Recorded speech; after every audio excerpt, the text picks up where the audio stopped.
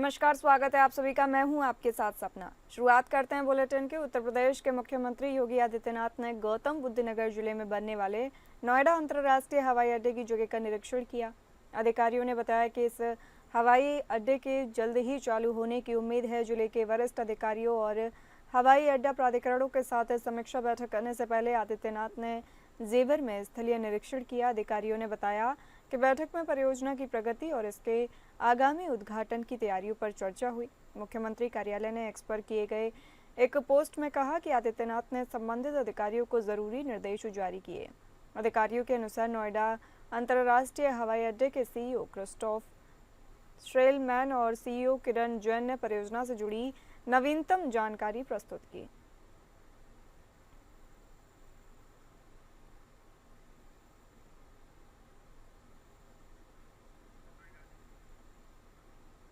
उत्तर प्रदेश सरकार के स्वतंत्र प्रभार मंत्री रविंद्र जायसवाल ने समाजवादी पार्टी अध्यक्ष अखिलेश यादव पर तीखा हमला बोला है।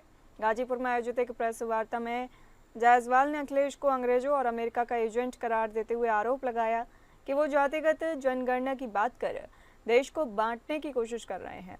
जायसवाल ने कहा कि क्रांतिकारी मंगल पांडे के विद्रोह के बाद अंग्रेजों ने भारत को कमजोर करने के लिए जातियों और वर्णों में बांटने की नीति अपनाई थी। उन्होंने दावा किया कि अखिलेश यादव उसी नीति को आगे बढ़ा रहे हैं और पीडीए का नारा देकर देश को तोड़ने की साजिश रच रहे हैं। जायसवाल ने बिना किसी हिचक के कहा, अखिलेश यादव अंग्रेजों और अमेरिका के एजेंट की तरह काम कर रहे हैं जो देश को पीछे ले जाना चाहते हैं। आपके माध्यम से सभी को दिवाली की शुभकामना के साथ साथ आने वाले छठी मैया का प्रणाम करता हूं। और छठ के लिए हमने अधिकारियों से मीटिंग किया है।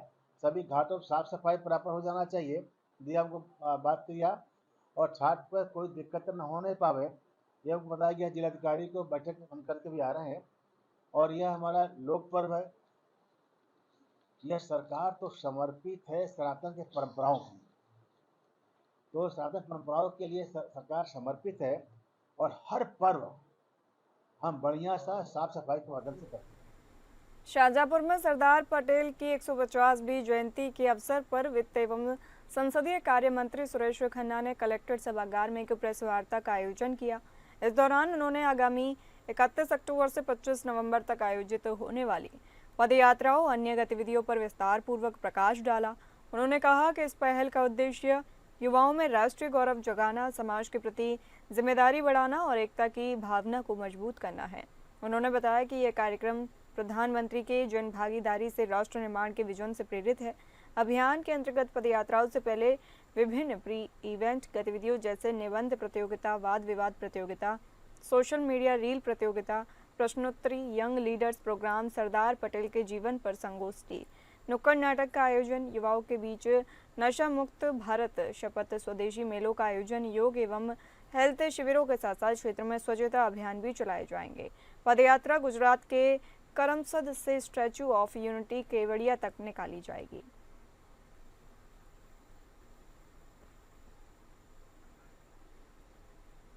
उत्तर प्रदेश में 69,000 शिक्षक भर्ती के अभ्यर्थियों ने रविवार को एक बार फिर से प्रदर्शन किया। इस बार नाराज अभ्यर्थी बहुजन समाज पार्टी बसपा के राष्ट्रीय अध्यक्ष और पूर्व मुख्यमंत्री मायावती के आवास के बाहर प्रदर्शन करने पहुंचे। इस दौरान अभ्यर्थी मायावती से मिलने की गुहार लगा रहे थे।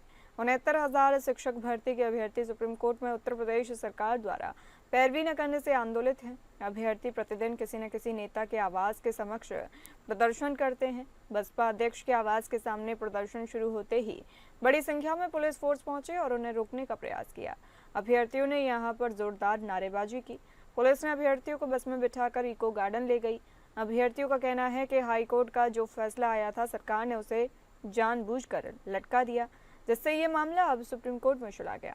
सरकार के पास पर्याप्त समय था, वो हाईकोर्ट डबल बेंच के फैसले का पालन करके न्याय कर सकती थी। प्रदर्शन का नेतृत्व कर रहे अमरेंद्र पटेल ने बताया कि 28 अक्टूबर को सुप्रीम कोर्ट में सुनवाई होनी है।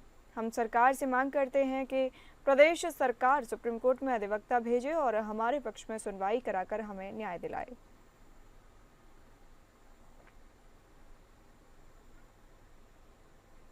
महोबा जिले के पचपहरा गांव से करहरा गांव को जोड़ने वाले संपर्क मार्ग को रेलवे अंडरब्रिज का निर्माण कराने के लिए बिना डायवर्जन रूट बंद कर दिए गए हैं। बंद कराने से परेशान दर्जनों ग्रामीणों ने कलेक्ट्रेट पहुंचकर प्रदर्शन करते हुए डीएम की नामौजूदगी में मजिस्ट्रेट को शिकायती पत्र सौंपकर डायवर्जन रूट बनाने से पहले संपर्क मार्ग न बंद करने की मांग की है।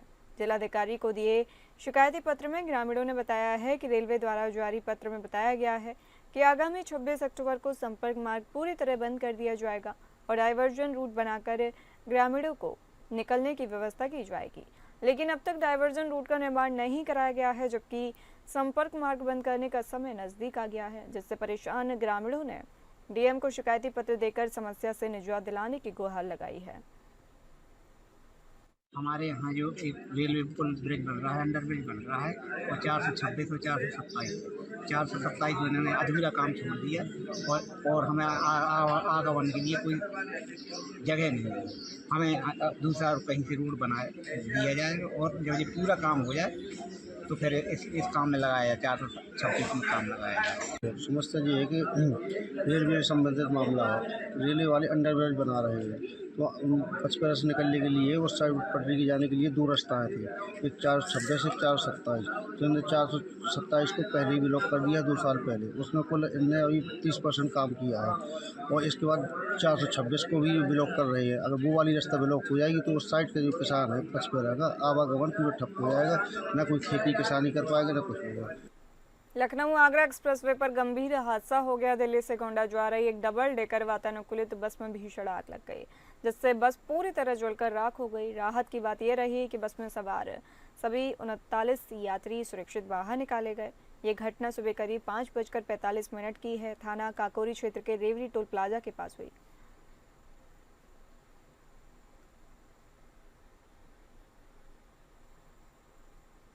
कुशीनगर में झगड़े में हुई मौत के बाद एक वायरल वीडियो से मामले ने नया मोड़ लिया। वायरल वीडियो में गोलू नामक का एक युवक लहू लुहान दिख रहा है। मृतक सलीम के बेटे आजाद उर्फ शूटर और अन्य के द्वारा गोलू की पिटाई का वीडियो बताया जा रहा है। आपसी कहासुनी के बाद गोलू पेट्रोल लेने गया था। गोलू की मां ने आज तुर्कपट्टे पुलिस को तहरीर देकर कार्रवाई की मांग की। 2 दिन पूर्व आपसी रंजिश में हुई मारपीट के बाद सलीम की मौत हो गई थी। सलीम के परिजनों ने गोलू सहित कई लोगों को आरोपी बनाया था। गोलू की मां की तहरीर और वायरल वीडियो के अनुसार पहले सलीम के परिजनों ने पिटाई की थी। पुलिस मामले की जांच में जुटी है।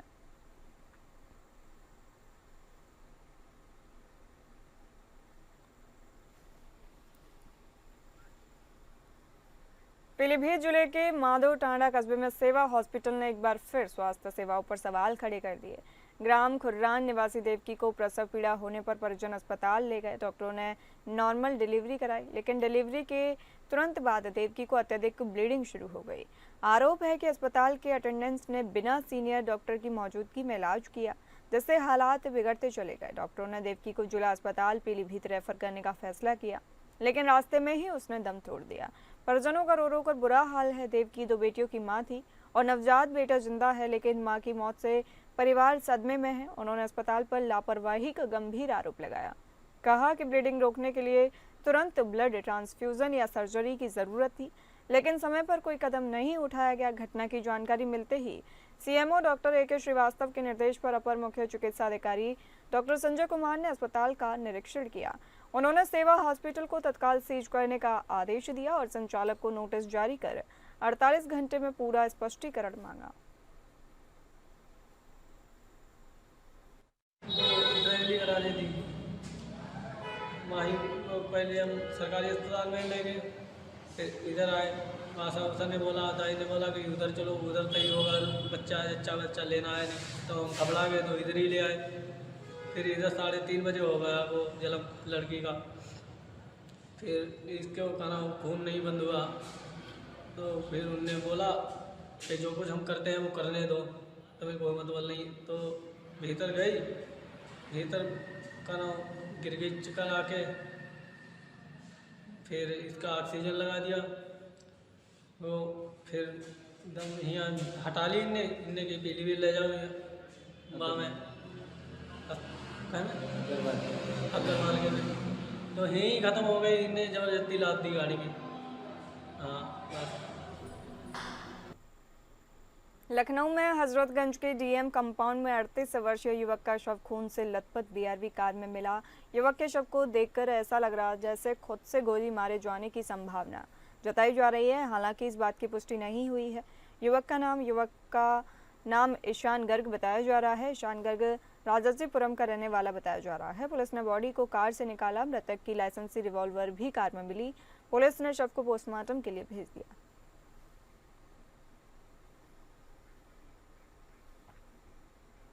लखनऊ में सुशांत गोल्फ सिटी इलाके के होटल में युवक की संदिग्ध मौत के मामले में थाने पर प्रदर्शन करने पहुंचे परिजनों पर लाठीचार्ज किया गया। परिजनों का आरोप है कि पीएम रिपोर्ट में दम घुटने से युवक की मौत की पुष्टि हुई थी। दोस्तों संग एक होटल में पार्टी करने पहुंचे युवक की मौत हुई थी। परिजनों के प्रदर्शन के बाद पुलिस ने मृतक के दोस्तों पर हत्या का मुकदमा दर्ज किया। तीनों आरोपियों को जेल भेजने की बजाय पूछताछ के बाद पुलिस ने छोड़ दिया। आरोपियों को छोड़े जाने से नाराज परिजनों समेत ग्रामीण प्रदर्शन करने सुशांत गोल्फ थाने के गेट पर पहुंचे। आरोपियों को तत्काल गिरफ्तार करने की मांग कर प्रदर्शन कर रहे परिजनों व महिलाओं पर पुलिस ने लाठीचार्ज किया। कई लोगों के सिर फूटे व हुए घायल। 1 दर्जन को पुलिस ने हिरासत में ले लिया।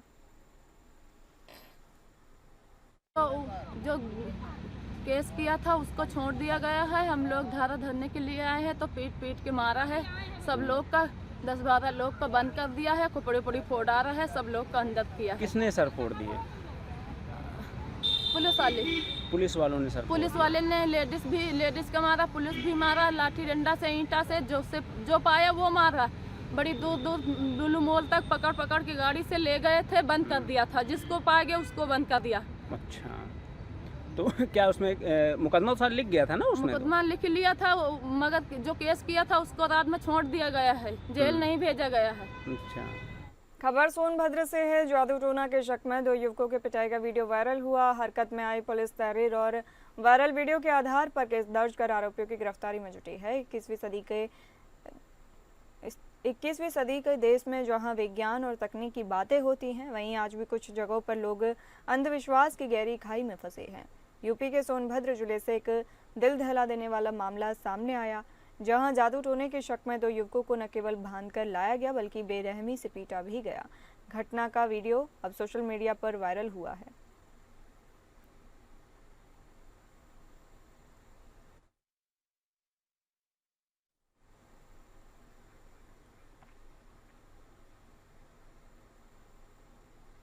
कानपुर में लापता 6 साल के एक बच्चे की कथित तौर पर अपहरण के बाद हत्या कर दी गई। पुलिस के मुताबिक हत्या के आरोपी को पूछताछ के लिए हिरासत में लिया गया है। पुलिस ने बताया कि मृतक बच्चे की पहचान माखन सोनकर के बेटे आयुष सोनकर के रूप में हुई है। डीसीपी ने बताया कि प्रारंभिक जांच से पता चला है कि दोनों परिवार एक ही घर में किराएदार के तौर पर रहते थे और उनके बीच विवाद चल रहा है। उन्होंने बताया कि शिवम आयुष की मां से निजी तौर पर रंजिश रखता था। शुरुआती जांच से पता चला है कि मौत का कारण गला घोटना है। हालांकि पोस्टमार्टम रिपोर्ट आने के बाद सही कारण की पुष्टि होगी। थाना बर्रा को 112 के माध्यम से सूचना प्राप्त हुई कि हरदेव नगर मोहल्ले का रहने वाला आयुष सोनकर लापता है। इस सूचना पर थाना बर्रा की टीमें सक्रिय हुई और उन्होंने 3 टीमें इसके लिए गठित की और लगातार सीसीटीवी फुटेज को देखना शुरू किया। तो इसका पड़ोसी जो एक ही मकान में किराए पर रहता था शिवम, उसके साथ ये बच्चा जाता हुआ दिखाई दिया। लेकिन जब वापस ये बच्चा नहीं दिखा और शिवम अकेले आ रहा था तो पुलिस को थोड़ा शक हुआ और उसने फिर अन्य टीमें लगा करके इसकी तलाश शुरू कराई। बाद में लगभग शाम को लगभग 8 बजे इस बच्चे की डेड बॉडी बाहर की तरफ पांडू नदी में उसके प्रवाह में मिली। मिर्जापुर जिले में महिला ने अपने 2 बच्चों की हत्या करने के बाद फंदे से लटककर आत्महत्या कर ली। पुलिस ने ये जानकारी दी है। महिला का मानसिक स्वास्थ्य ठीक नहीं था। संगीता मानसिक रूप से अस्वस्थ थी और मायके आई थी। उन्होंने बताया कि इसके बाद उसने अपने दोनों बच्चों शिवांश और शुभंकर की हत्या की और फिर आत्महत्या कर ली। सदर क्षेत्राधिकारी अमर बहादुर ने बताया कि शवों को पोस्टमार्टम के लिए भेज दिया गया है और पुलिस आत्महत्या के कारणों का पता लगाने के लिए जांच में जुटी है। थाना कछुआ के सेमरी से एक महिला द्वारा 2 बच्चों के साथ आत्महत्या कर लेने की दुखद सूचना प्राप्त हुई थी। इस सूचना पर तत्काल कछवा पुलिस पहुंच गई थी, मैं भी पहुंच गया था। प्राथमिक जानकारी के अनुसार एक मृतका लगभग 35 वर्ष की हैं और ये मानसिक रूप से परेशान रहती थी। इनके परिजनों द्वारा इलाज के साथ साथ झाड़ फूँक भी कराया जा रहा था। नियमानुसार पंचायतनामा भर के पोस्टमार्टम की कार्रवाई कराई जा रही है। हमारी फील्ड यूनिट टीम भी वहाँ पे पहुँच गई थी, उसने भी मौका मुआयना किया है। मृत्यु के स्पष्ट कारणों को जानने के लिए पोस्टमार्टम की कार्रवाई कराई जा रही है तथा भविष्य में इससे रिलेटेड जो भी तथ्य और साक्ष्य आएंगे उसके आधार पर वैधानिक कार्रवाई की जाएगी।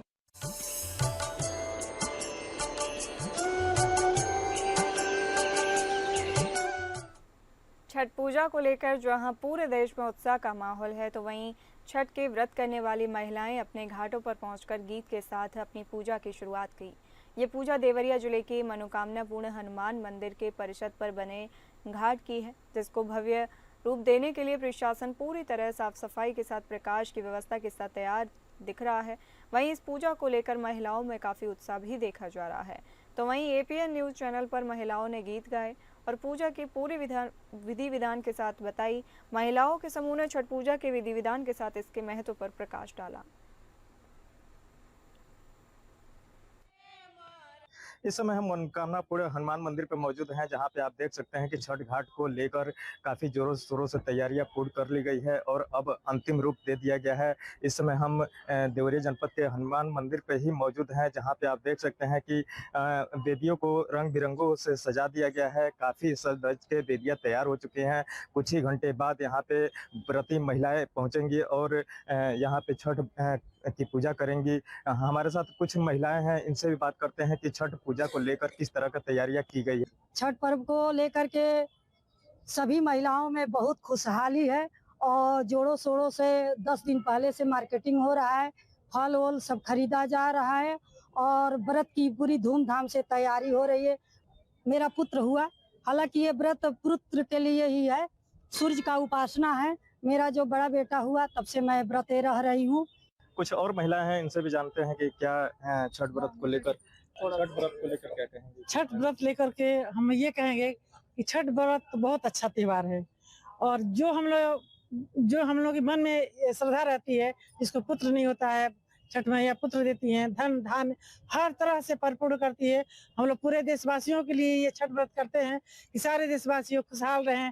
तो एक कमरा में ये फल मूल खरीद के आदमी बंद कर देता है, उसके बाद से नहाता धोता है, उसके बाद से रविवार को शाम को लोग जाएंगे घाट पे और घाट पे अच्छा से विधि से अपना पूजा पाठ करेंगे। जिसको कोसी भरना रहता है वो कोसी भरता है, जिसको मतलब इति माने रहते हैं वो भी जो है मतलब पानी में जाके अपना जो इति करते हैं कि भाई मुझे पुत्र नहीं है, तो छठ माता वो गोद भर देती हैं। छठ की पूजा के गीत थोड़ा सा बोला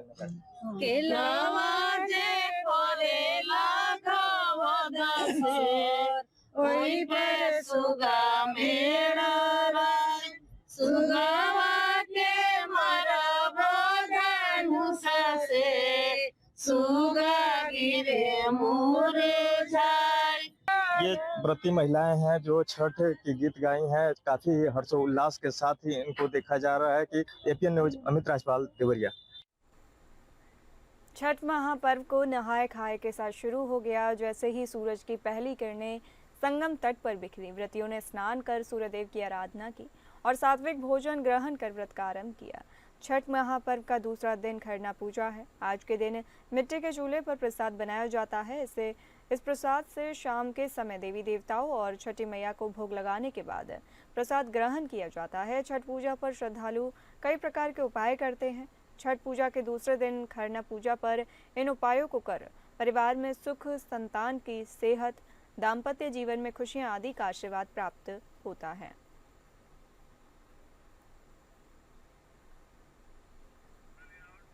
छठ महापर्व को नहाए खाए के साथ शुरू हो गया है। जैसे ही सूरज की पहली किरणें संगम तट पर बिखरी, व्रतियों ने स्नान कर सूर्यदेव की आराधना की और सात्विक भोजन ग्रहण कर व्रत का आरंभ किया। छठ महापर्व का दूसरा दिन खरना पूजा है।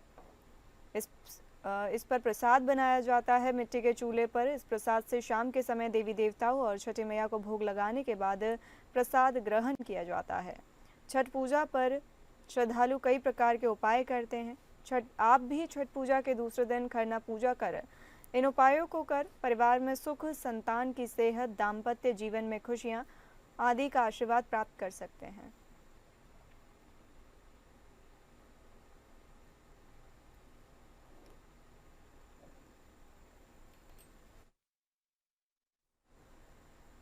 आपको बता दें, इस पर्व की शुरुआत वैदिक काल से मानी जाती है और यह बिहार सहित पूर्वी भारत के